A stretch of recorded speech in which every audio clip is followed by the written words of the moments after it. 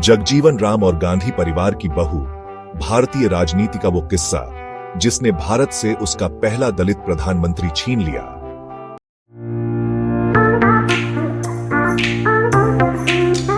नमस्कार साथियों, पूरब के बेटा के पहले अध्याय में आज हम जानेंगे एक ऐसे राजनेता के बारे में जिन्होंने दलितों और मजदूरों के हित के लिए अनेक कार्य किए, जिनका साथ पाने के लिए ब्रिटिश हुकूमत भी लालायित थी, जिन्होंने सबसे कम उम्र में भारत के सबसे युवा सांसद बनकर कीर्तिमान गढ़ा और अगले 50 सालों तक अनगिनत चुनाव जीतकर हमेशा संसद में बने रहे।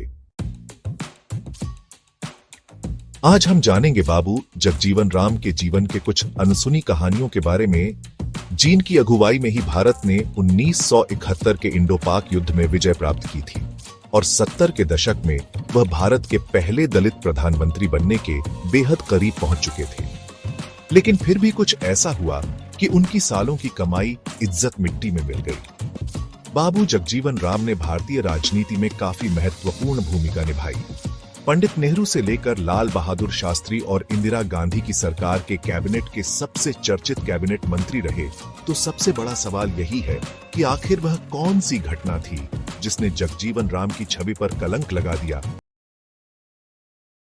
तो बता दें कि वह कुछ ऐसी अश्लील और आपत्तिजनक तस्वीरें थी जिन्होंने 70 के दशक में राजनीति के गलियारों में बवाल खड़ा कर दिया था। तो वो तस्वीरें किसकी थी, उन्हें किसने वायरल किया था और आखिर क्यों? इसमें पूर्व प्रधानमंत्री इंदिरा गांधी की बहू मेनका गांधी का क्या रोल था? इस रहस्य से पर्दा हटाने से पहले बाबू जगजीवन राम को जानना बहुत जरूरी है। साथियों, बाबू जगजीवन राम का जन्म 5 अप्रैल 1908 को बिहार के भोजपुर जिले के चंदवा गांव में हुआ। एक दलित परिवार में जन्म लेने की वजह से उन्हें समाज में भेदभाव सहना पड़ा।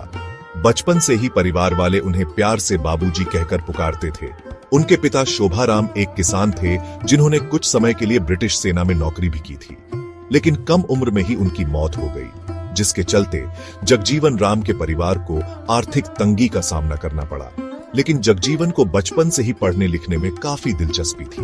वह उस समय 10वीं क्लास में फर्स्ट डिवीजन पास हुए, मगर आगे की पढ़ाई के लिए पैसे न होने की वजह से उनकी माताजी स्थानीय नन के पास मदद के लिए पहुंची। तो नन ने न सिर्फ लखनऊ स्थित क्रिश्चियन स्कूल में बाबूजी को मुफ्त पढ़ाई का ऑफर दिया, बल्कि उच्च अध्ययन के लिए अमेरिका भेजने का भी वादा किया। लेकिन उन्होंने इसके बदले में जगजीवन राम को ईसाई धर्म अपनाने की शर्त रख दी। उन दिनों हिंदू समाज में दलितों को कुछ खास आदर सम्मान नहीं मिलता था। ऊपर से आर्थिक तंगी में ऐसा ऑफर ठुकराना काफी मुश्किल था। लेकिन उनकी मां ने चर्च के फादर और नन से साफ शब्दों में मना करते हुए कहा कि नहीं, मेरा बेटा धर्म नहीं बदलेगा। बाबू जगजीवन राम की स्कूली शिक्षा के दौरान ही एक ऐसी घटना घटी जिसने बाबू जगजीवन राम के आगे का सफर तय कर दिया। दरअसल दलित समुदाय से होने के कारण उनको बचपन से ही सामाजिक भेदभाव और छुआछूत का शिकार होना पड़ा।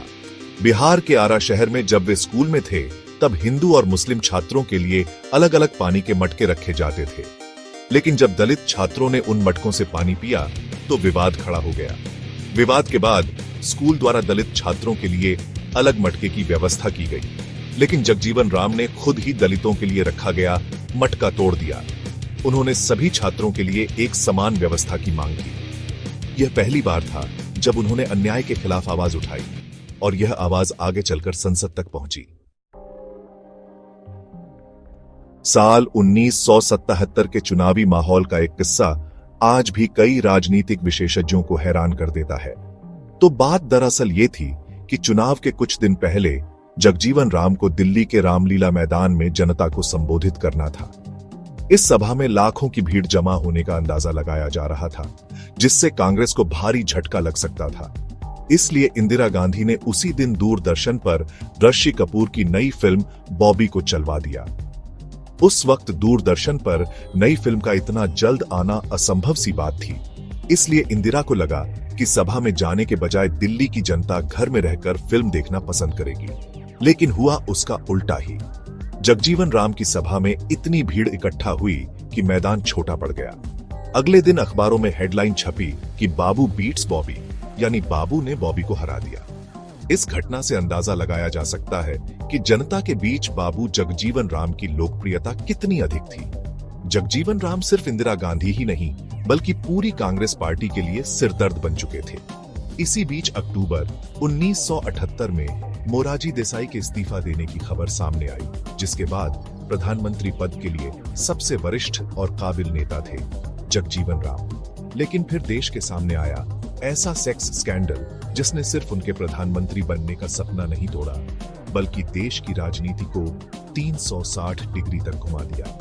दरअसल साल 1978 में सूर्या नाम के एक अखबार में जगजीवन राम के बेटे सुरेश राम और उनकी प्रेमिका की कुछ तस्वीरें छापी गई, जिसमें सुरेश अपनी प्रेमिका सुषमा के साथ शारीरिक संबंध बनाते हुए दिख रहे थे। हैरानी की बात यह थी कि सुरेश राम पहले से ही शादीशुदा और उनके बच्चे भी थे, जबकि उनकी प्रेमिका सुषमा सिर्फ 21 साल की थी।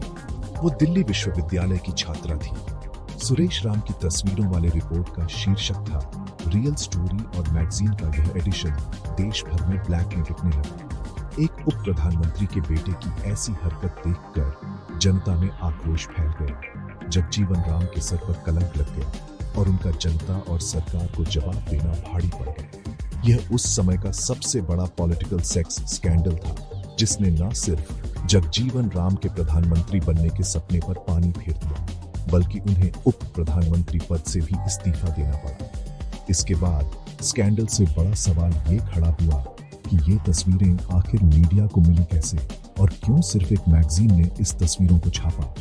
दरअसल सुरेश राम को एक्स्ट्रा मैरिटल अफेयर करने का बड़ा शौक था और वह अक्सर फ्लोराइड कैमरे से अपनी गर्लफ्रेंड की नग्न तस्वीर खींचा करते थे, जिन्हें वह अपने साथ लेकर घूमते थे। ये तस्वीरें मीडिया तक कैसे पहुंची, उसे लेकर राजनेता राज नारायण ने उस वक्त प्रेस कॉन्फ्रेंस में एक बयान देते हुए बताया कि एक दिन सुरेश राम की मुलाकात पॉलिटिशियन ओमपाल सिंह से हुई और ओमपाल सिंह ने सुरेश राम से सिगरेट मांगी।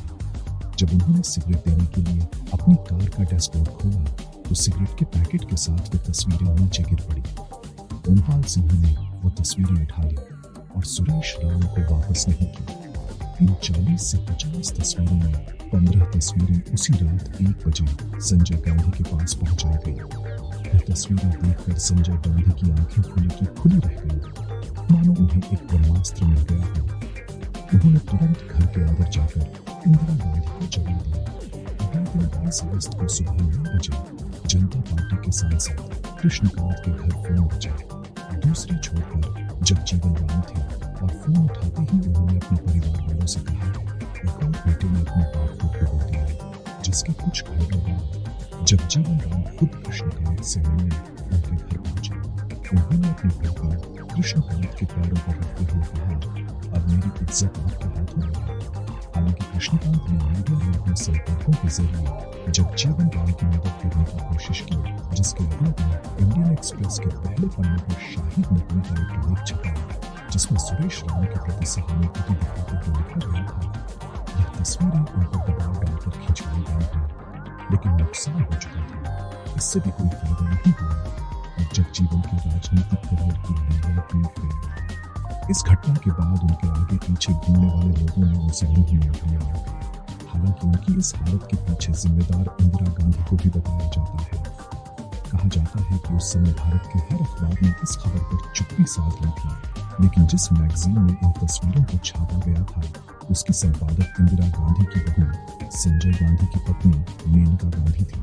और ऐसा इसलिए किया गया क्योंकि इंदिरा गांधी जगजीवन राम के बढ़ते रुतबे और प्रभाव से चिंतित थी। उन्हें अपने राजनीतिक करियर के खत्म होने का डर सता रहा था, इसलिए एक सोची समझी साजिश के तहत यह सब किया गया। वही मशहूर लेखक खुशवंत सिंह ने इस घटना का जिक्र करते हुए अपनी आत्मकथा ट्रुथ एंड लिटिल मॉलिस में लिखा है कि एक दोपहर में मेज पर एक बैठक हुई जिसमें जगजीवन राम के बेटे सुरेश राम कॉलेज में पढ़ने वाली एक लड़की की अंतरंग तस्वीरें थी, जो देखकर मैं हक्का बक्का रह गया। फिर उसी शाम मेरे पास एक शख्स आया जो जगजीवन राम के दूर का रिश्तेदार होने का दावा कर रहा था। उसने कहा कि अगर वह तस्वीरें नेशनल हेराल्ड और सूर्य में न छापी जाए तो बाबूजी मोरारजी देसाई का साथ छोड़ इंदिरा गांधी की तरफ आ सकते हैं। ये सुनने के बाद मुझे यह तस्वीरें लेकर इंदिरा गांधी के पास जाना पड़ा। लेकिन जब मैंने इंदिरा गांधी को जगजीवन राम की तरफ से की गई पेशकश का जिक्र किया तो इंदिरा गांधी ने कहा, मेरा उस शख्स पर रत्ती भर भी विश्वास नहीं है। जगजीवन राम ने किसी और शख्स से ज्यादा मुझे और मेरे परिवार को नुकसान पहुंचाया है। उन्होंने कहा, उन्हें अपना पाला बदलना होगा, तभी मैं आमदा से उन तस्वीरों को न छापने के लिए कहूँगी। कहा जाता है जगजीवन राम दोबारा कांग्रेस में शामिल होने के लिए तैयार हो गए थे, लेकिन फिर इंदिरा गांधी की मांग बढ़ती चली गई और जगजीवन ने कांग्रेस से जुड़ने के अपने फैसले को बदल दिया। जिसके बाद मेनका ने अपनी मैगजीन में सुरेश राम की तस्वीरें छाप दी और जगजीवन राम के राजनीतिक करियर पर पट्टा लग गया। उन्हें जनता पार्टी से भी अलग होना पड़ा, जिसके बाद उन्होंने कांग्रेस छोड़ी के नाम से अपनी पार्टी बनाई और साल 1986 तक सांसद में बने रहे। लेकिन उनका रुतबा अब काफी कम हो चुका था। 6 जुलाई 1986 के दिन 78 साल की उम्र में उन्होंने इस दुनिया को अलविदा कह दिया। दोस्तों, आपको बता दें कि जगजीवन राम के पास 1936 से 1986 तक 50 साल लगातार संसद में बने रहने का वर्ल्ड रिकॉर्ड भी है।